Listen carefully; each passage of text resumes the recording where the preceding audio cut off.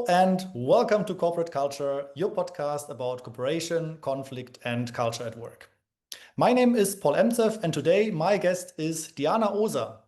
Diana is a systemic change manager, and I think it's a perfect match because today we want to talk about systems, about change, and about how to manage systemic change. So, Diana, thank you very much for joining today. Hello, and thank you so much, Paul, for inviting me. I'm very excited to speak about my work and what a systemic change manager actually does. So I'm really happy to be here today. What does a systemic change manager do usually? Yeah, so basically, it's someone who is changing a system. So it's someone who changes the results, especially of a system. So when you look at a system, it has many complexities inside of it. So a systemic change manager, or you can also say a systems change lead or a catalyst for ecosystem change, is someone who is embedded into a field. And this person actually changes or curates relationships in that system and creates learning loops about experiments.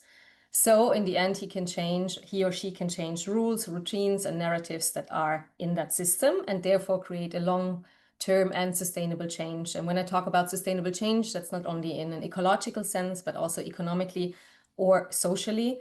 So the priority here is always to change the system, not for a quick win, but really to go for a durable change that is actually for the greater good. So greater good for the people, for society, for the planet, for our health. And actually, a systemic change manager is not a protected term, or it's not an official job title. So basically, and this is what I also want to talk about today, everybody can become a systemic change manager. You can do courses for it. Like at the NGO where I worked before, we did courses to become a systemic change manager or to become a catalyst. You can also become a systemic change manager, for example, with a coaching education. That's what I also did, but that's more systemic change manager in the sense that you go into companies and you accompany transformation or change and you coach people. The systemic change manager I want to talk about today is really someone who really looks at systems holistically and then changes the results of it. What do we understand by system? Can that be anything like a little family to big organization? Like how would you define what a system is? Yeah, that's a good question. So basically, we are all part of different systems. So most of us have been going to school, so we were part of an educational system. We are part of a governance system, of a political system, but also a food system. Like whenever we are embedded somewhere in society, there are systems that we are part of, and most of the times we're not even aware of it.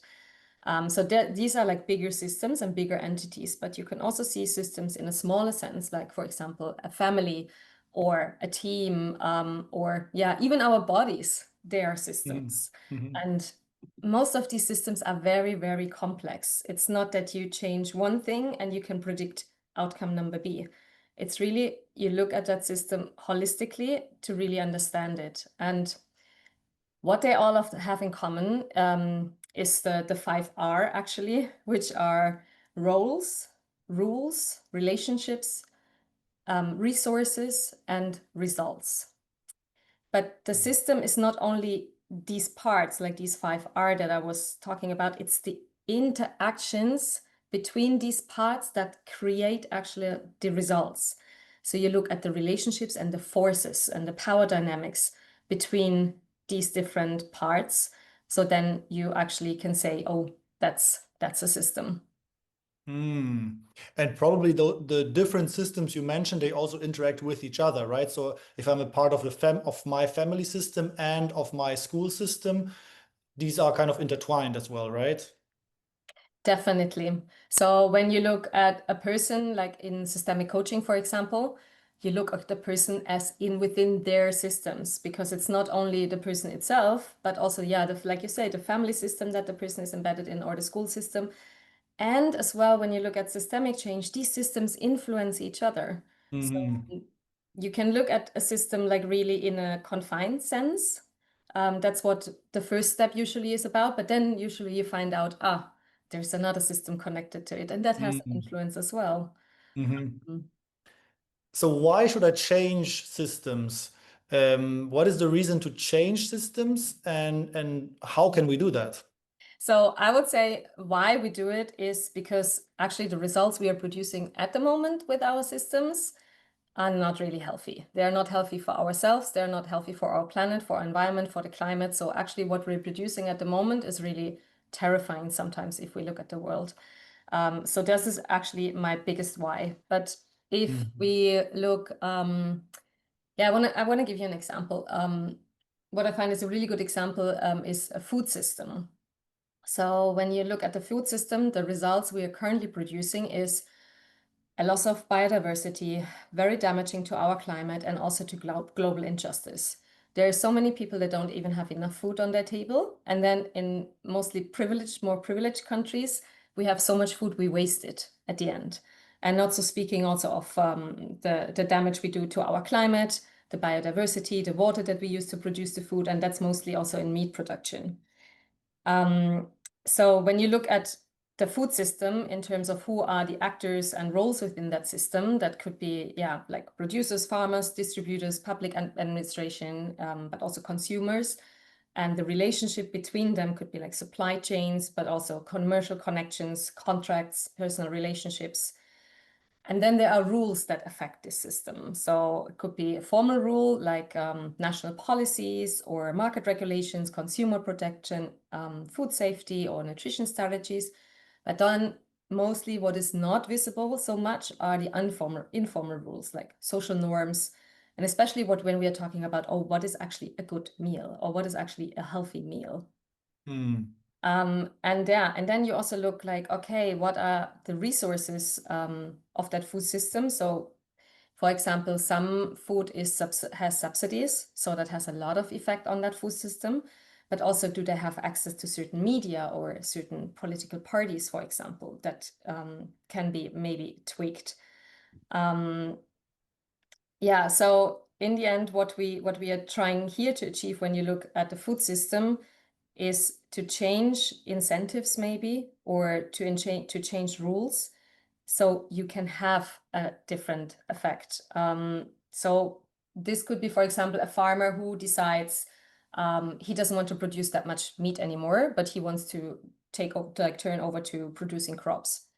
But actually, if he's just alone and just decides from one day to another, okay, let's change this, he has the system against himself because the system is actually feeding the old paradigm. And the old paradigm was actually actually more in favor of like meat production.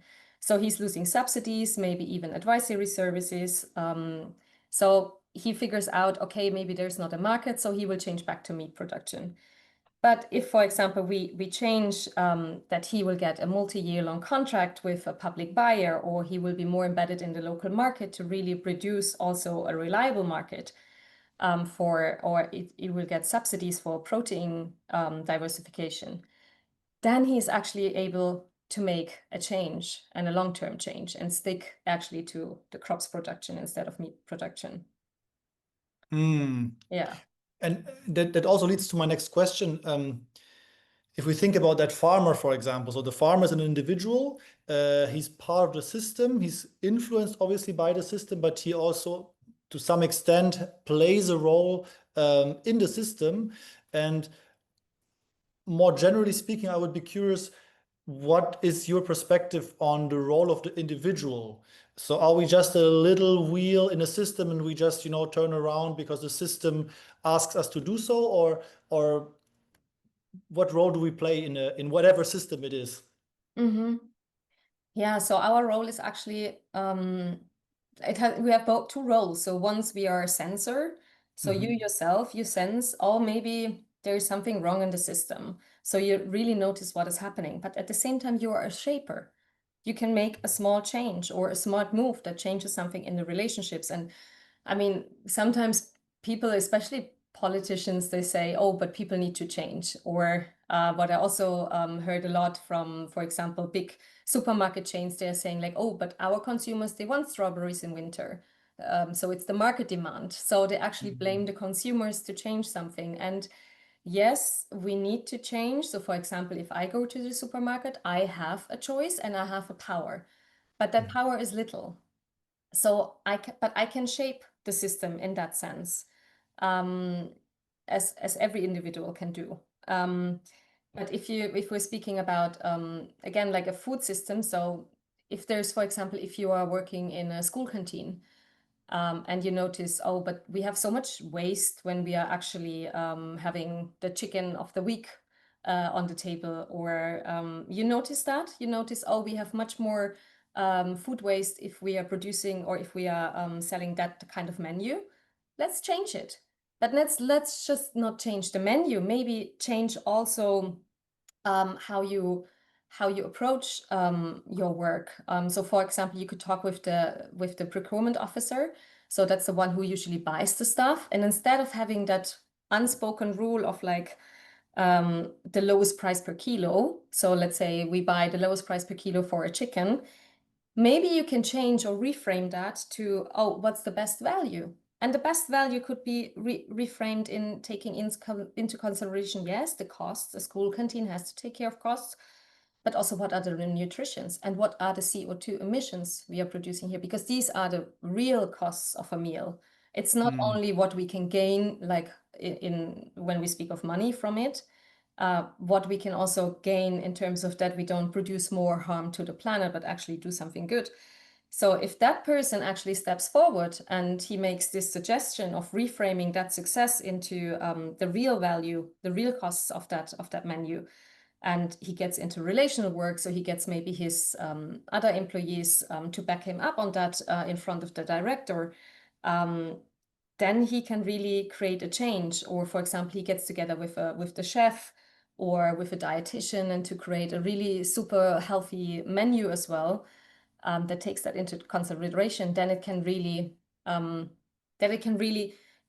root also into that system. It becomes a new narrative that is not the cheapest chicken that we need to serve. It's the best value for the food that we need to serve here. Yeah, yeah. And I think these examples show that it is possible to make little changes. I'm just wondering, because you mentioned politicians, for example, especially in the context of climate change. A couple of years ago, I heard many politicians say that their country is just a very small percentage of, of the world population. The CO2 emissions of that country is just a little part. And if you think about the individual, it's even less. So I could also say, I'm one out of billions of people on this planet. So why should I actually care about anything? And do you have any thoughts about that personal motivation? So even though you clearly showed that there is an impact, you can have an impact as an individual, how to deal with many of us, including me sometimes, who say like, actually, I don't really matter as an individual. Yeah. I do have a little sticky note placed here somewhere in my apartment that actually says, oh, it's just a single straw, says 1 billion people. Hmm. This actually gives me hope that yes, I can change something. And also, I noticed also within my family and my friends, I'm not going around and saying, oh, you should become vegetarian or vegan, or you shouldn't buy the avocado from overseas. I'm not doing that. But what I do, I give an example. I don't do it, and maybe I talk about it, or maybe they just see it, or maybe they become curious. Oh, how is it when you change to become a vegetarian? What did change in your life? And I'm telling them what has changed in my life and my motivation behind it. Or or for example, if you're making plans for your holidays and you're like really in that decision, should I take the plane or should I take the train? Talk with other people about it and maybe find out also what is it really that matters to me at the moment. Is it really that I need to go on a weekend trip to Spain, for example? Or can I skip it and spend a nice weekend with my friends in the mountains, because that's actually my longing and it's not the trip to Spain. It's actually something that is maybe lacking or missing in my life that I need to take care of at the moment. Yeah. Yeah. Oh, that's good advice. Yeah. And when I'm thinking about systems, I'm also thinking about a simulation football game I was playing when I was at school, where you were managing a football team and you could buy and sell players, and basically the team performed depending on the different players that you had. So basically, the logic, which was very basic logic of this game, was that the team performance is just kind of the sum of all the individual players. So if you have many good players, you will win, and if you have worse players, you will maybe lose more often. And thinking about that, obviously it's simplified, but if we think about systems and what we discussed before, would you say that a system is the sum of all the individuals, or is it more than that? Yeah, not quite. It's actually it's more of that, because it's not only the parts in a system. So let's say the worst players, but maybe they're having so much fun. They're having a really good relationship. There's a lot of trust. They do Yeah. key events. I experienced that when I was playing hockey. Actually, we were not really good players, but we had so much fun, and that was actually sometimes we won even a game, even though we didn't train much. But there was such a good relationship, you know.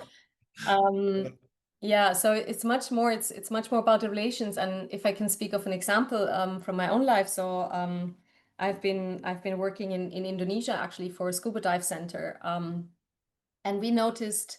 So the scuba dive center was placed on a really small island, and the island really had problems with electricity. So there was no stable connection, and many of our divers, they got sick. So we had bookings for the next day. Maybe we were fully booked, and then people just didn't show up, and they called and they were like, "Oh, I have stomach, belly ache. I can't really come diving." So the problem was because of the electricity cuts, the food chain or the cooling chain was not provided.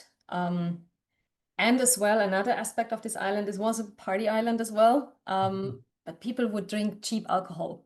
So they would get maternal poisoning, because if you want to get a good liquor, you have to import it, which at that time, I think there was a tax of 120% onto it. So it was really expensive. You stuck to beer or wine, but if you drank liquor, you were really prone to get maternal poisoning and feeling really bad. So we thought the solution is to open our own restaurant. So we opened our own restaurant, and we got a big generator, so we could produce electricity the whole time, even when there were cuts. And we were importing the alcohol to our bar, so to really provide safe drinking experience as well. It was a good solution for us, but it was not a solution for the island, for the whole system. So we were celebrating a little like, oh yeah, but that was a cool decision. It's a win situation. But for the whole island, if we look at the whole system, what we should have done is sit down with the local people that have local businesses that have the problem with the food chain, local NGO, government officials, and also the other scuba dive centers who had the same problem. And like this, maybe we would have been able to secure something in the electricity chain, to change something there, or maybe provide generators for more businesses, so things like that won't happen. Or even get the local government there to ban, for example, the cheap alcohol from the island, which would have been also a possibility. So in the end, even though we were TripAdvisor #1 with the restaurant and the scuba dive center from time to time, of course, there were some other issues too, but because we didn't form these allies, actually, we lost the restaurant at the end because the prices were too high, because people just didn't understand what was our selling point, our USP, which is safe food and safe drinking. Plus, we didn't form coalitions with the other dive centers, because they would have gained from that as well if they sent their divers to our place. But because there was such a huge competition on the island, it was not really possible. So in the end, I think a long-term solution would have been to really change something for the whole island, and everybody would have gained. So that's one of the learnings. And also when you were asking, like, is a system just the sum of its components? No, it's much, much more. Yeah. It's a very good example, yeah, and still a very, very nice story. I can imagine it must be fun to do this project still. Yeah, because also in these countries, what I really loved is that you really have a low threshold of opening businesses, for example, because the regulations are really lower. So it really, I mean, I'm not really a big fan of European white people coming there and bringing their money and just opening a business. But at the same time, it's a chance as well. And I think if you're doing a business that is really sustainable and also together with the local people, it's also a huge chance to have an impact there as well. Yeah. And talking about the individual and the role of the individual also in a group, I mean, there are a lot of philosophical thoughts, a lot of philosophers thinking about those questions: the individual in the group, the individual in society, the individual in a system. And some would argue that if every individual just started with him or herself, that would already be enough. So if everybody takes care of him or herself, changes accordingly, then that's the change you will see outside. So be the change you want to see, a bit of this motto that we often hear. And I'm wondering if that is really enough to change a system, if we all focus just on ourselves and every individual starts with him or herself. Yeah, I mean, starting with yourself is necessary, but it's not sufficient. Mm. So definitely needs the inner work. So a change of mindset, for example. But then if you only meditate about change, nothing happens. But then also if you're just running around blind with rage and full of actionism, like what we see sometimes on demonstrations, or especially more with young people, then you burn out. So what you really need is a structural change. So that means finding your allies and changing something so you can really shift structures as well. Because, for example, if you're a motivated canteen manager and but the reward is still to create the cheapest menu, you run against the system, you run against the structure. So even you want to change and you have changed by yourself, if you don't have these outer shifts, like for example, the procurement criteria, so what is actually bought, or menu guidelines, they are not changed, then you will burn out eventually. And I mean, I had this experience. So I was living also in Thailand, and I worked there for a yoga center. I'm also a yoga teacher, and in the mornings I love to go for a swim. But many times, what happened is actually that I came back with a bag full of trash, because the beach was just, depending on the tide, was just full with trash. So I got really angry, and I kept on cleaning the beach. Until I realized, and someone actually, I met actually someone from that NGO that I started to work for afterwards on that island, and she was talking about the iceberg model. So you see, on an iceberg model, there's like just a small part that you can see. So what I saw was trash on the beach. What I didn't see, or what is below there, is actually so much more. So it's rules, it's the structures, it's processes, power dynamics. When you go deeper, there's relationships, power dynamics, privileges, norms, but also even more down, you can see beliefs or paradigms. So if we don't change that belief that, for example, we need plastic to have a hygienic product, we won't change anything here. And we will keep on running doing the symptoms work like I was doing. But if you change something down here, so what we started also in that yoga center, what I really loved is we gave bottles, like alu bottles, metal bottles, to every customer that arrived.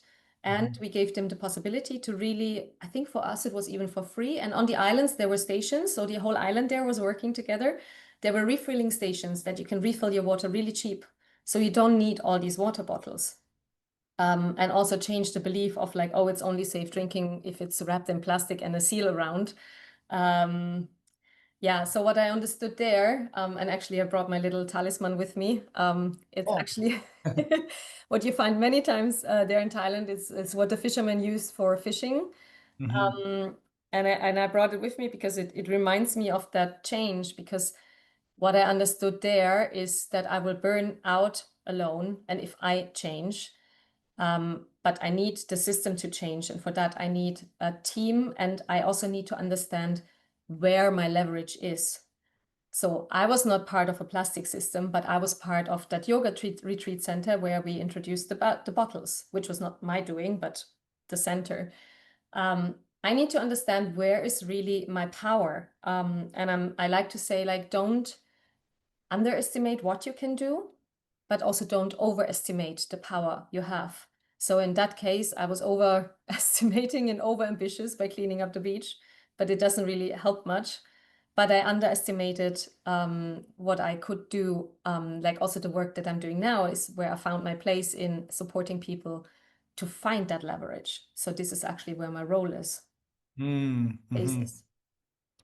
And listening to you, I think it becomes more and more clear that there's some interdependence, right, between the individual and the system. So we kind of are, as you said before, with the farmer. So the farmer is dependent of the system to some extent, but the system is also dependent, obviously, of the farmers. If we think about, agriculture, food, the food supply for every one of us. We as a system are very much dependent also of the farmers who produce the products. Um, and I'm curious to hear your thoughts on that interdependence. So is it more that the system depends on the members, or the members depend on the system, or what are the dynamics here? Yeah, so it's both. Like I said before, you are actually, or you shape the system, but also the system shapes you.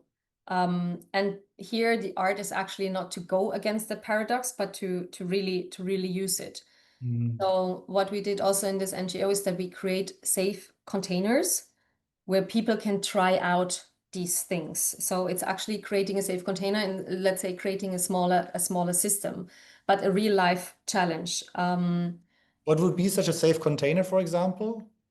Yeah, so it could be that you start in your village with Mm. trying out something. I wouldn't say it's technically safe per se, but it feels safer because it's your people. It's where you are embedded in, and maybe you can, or let's speak about that school canteen. You can start changing something there, and then you see, oh, it's working. There's evidence that it's working, and then you can maybe amplify your influence and start with a bigger system or continue your work. So really make it scalable also what you're doing. Or at the moment, I'm also working on a project for a small town where they're shaping the ecosystem with a lot of social innovation projects. So there's also the questions, for example, how did that change in that little town happen? And then how can we scale it so it can also create an impact on the other towns so they can also see that change or that ripple effects. And it's really important to create new stories about how we do things here, because if you have someone, or if you have a system that still runs the show, you're not able to change it. But the systems change is actually, I need to read that sentence because I wrote it down. Mhm. Systems change is helping the next person to do the right thing by default. So it's already a default in the system, and then the system starts working for you. Makes a lot of sense. You also mentioned before that you are quite close to yoga and yoga practices, and I did a bit of yoga in my life, not too much, but if I understood also the philosophy and the ideas behind yoga correctly, it's also a lot about going with the flow. But now, if we think about systems change, in my mind, it's a lot about like forcing something to go in a way that it's not going at the moment, like a like a fish who is swimming all the time against the current, because that's where the system should go, and it's not still there. But we have to kind of fight the system. You know, all these slogans you always hear at demonstrations and so on, and in the news. Um, so I'm wondering, what motivates people to change systems? I don't have an answer for everyone, but I think it's most of the time suffering. Mm. Mm. So, like in my case, I just couldn't bear with it anymore. Like when I saw all this trash and I felt so helpless, I knew something needs to change and I want to be part of it.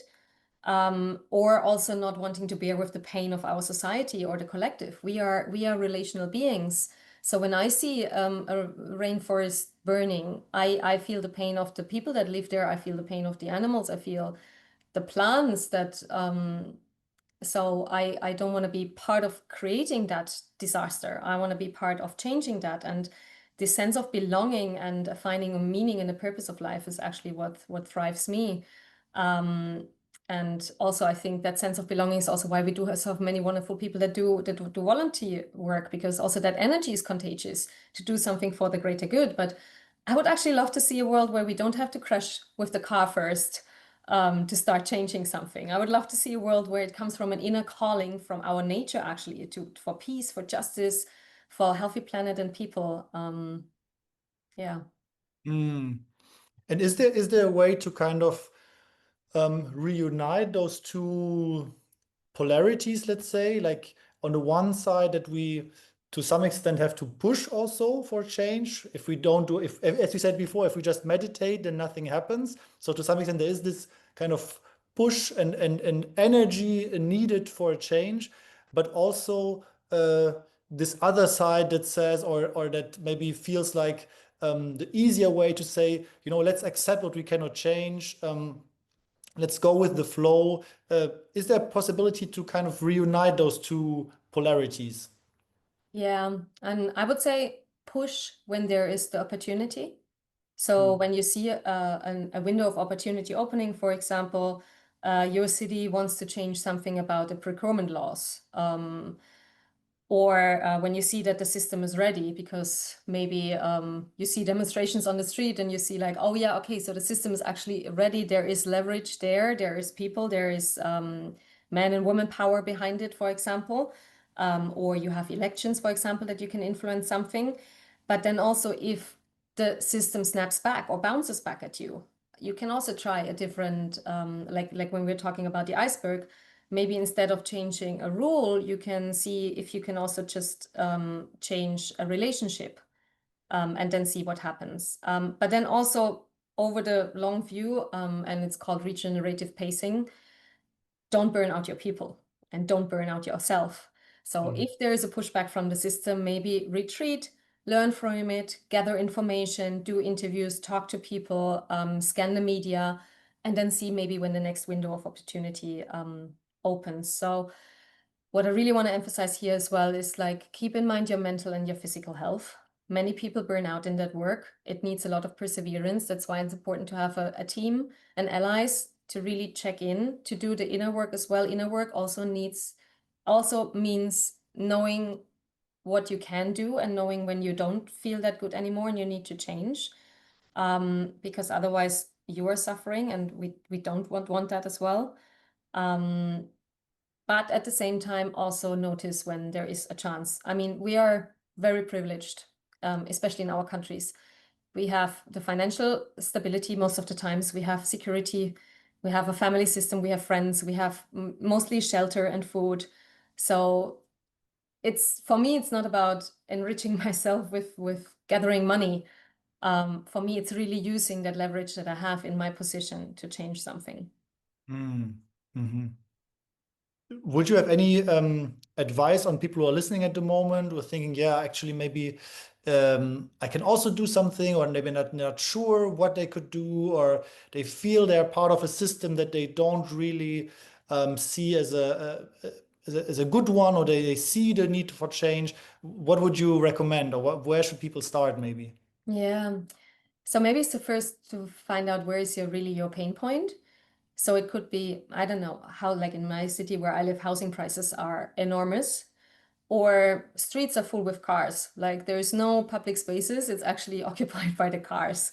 Or if I remember my times at the university, there was one vegetarian menu, which was usually not really good. So at that time, I was not really vegetarian. So I also just ate the chicken because it was more delicious than whatever they created. So these were or are my pain points. So maybe figure out where are your pain points, and then really start with the 5R. So do a system mapping, for example, and find out who are the roles in that system. Who do you need to talk to? Talk to your friends. Maybe they know someone who you can talk to.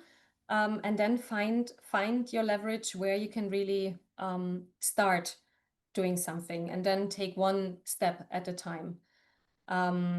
So final takeaway, maybe start small, start with a team, start together, and stay curious, because actually systems change when people do. Mm. Thanks a lot, Diana. Thanks for all those interesting insights that you shared. It was really, really a pleasure to listen to you. Personally, I feel already that I have a bit bigger leverage than I thought in my systems, and I would definitely continue thinking about that. And also what my role is, and what maybe my leverages are in the things that I would like to change in my life. Hopefully, also for people who listened, got some inspiration for you. Thanks a lot, and all the best for your work. Thank you, Paul. It was a real pleasure.